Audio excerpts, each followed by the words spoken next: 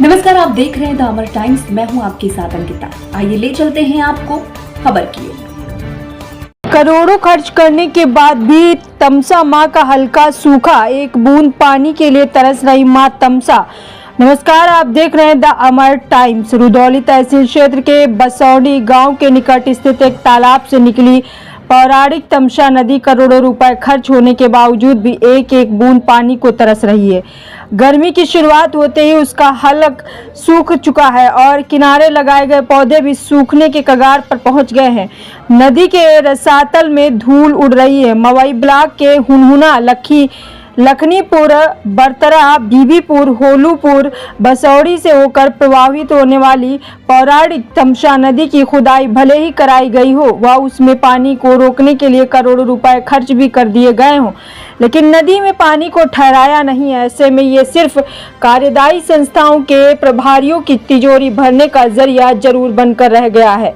तमसा तट के किनारे रहने वाले ग्रामीण रामनयन, श्यामलाल, धनीराम, सुनील कुमार, हरिराम बताते हैं कि खुदाई से तमसा नदी को फायदा नहीं हो सका। नदी में बहाव के लिए अधिकारियों द्वारा खुदाई कराकर करोड़ों रुपए बर्बाद कर दिया, जिसका कोई भी फायदा ना तो किसानों को दिख रहा है और ना ही आसपास के गांव के बाशिंदों को ही। ऐसे में तमसा नदी के तट पर लगाए गए पौधे भी अधिकारियों की लापरवाही की वजह से जगह जगह सूख रहे हैं।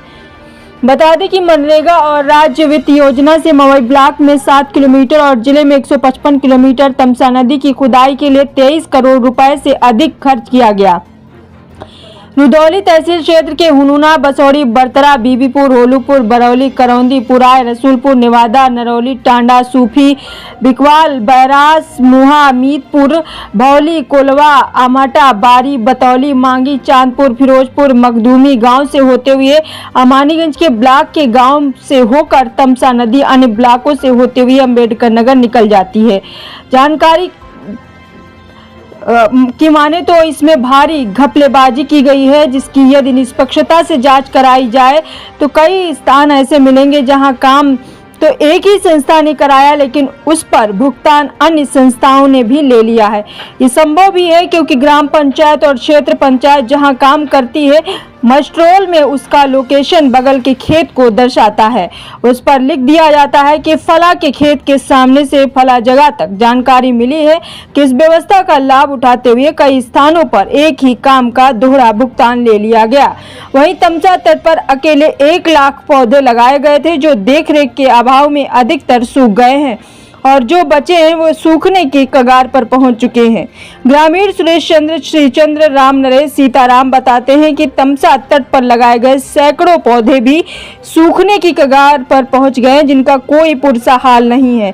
अयोध्या से संवाददाता राकेश यादव की देखिए एक खास रिपोर्ट। अच्छा, जो तमसा नदी बह रही है, इस नदी में पानी कब से आता है और कहाँ का आता है? इसे बहुत 3-4 महीना हो गए सूखी पड़ी है इसे। अच्छा, जब बरसात होती है तो पानी आता है, नहीं भी ऐसे नहीं आता। अच्छा, कोई देखने भी नहीं आता कि अब चल रहा है क्या हो रहा है, कोई नहीं आता। हाँ, तो पशु पक्षी बेचारे सब भूखे मर रहे हैं, कहाँ दर बदर भटक रहे हैं। चलिए, तो इस नदी को लेकर जो सूखी नदी पड़ी हुई है, क्या कहेंगे आप? इसमें सूखी तो ये 3-4 महीना पानी आओ तो बस। हाँ, और वैसी सूखी रात। सूखी रात, इसमें पानी होना चाहिए। हाँ, पशु पक्षी के लिए आप क्या कहना चाहेंगे? अरे सब प्यासे मर से हूँ का कर। हाँ, जब पानी नहीं है तो हाँ, आप कहाँ रहते हैं? बरतरा में। चलिए, ठीक। अरविंद, पूरा नाम बताओ। अरविंद कुमार। अरविंद कुमार जी, ये कौन सी नदी है? रामसा। इसमें पानी कब से नहीं है? 6 महीने से वही बारिश में रहता है, उसके बाद नहीं रहता। हाँ। जब तक आप देखते रहिए द अमर टाइम्स। हम मिलते हैं दूसरी खबर में, तब तक के लिए धन्यवाद।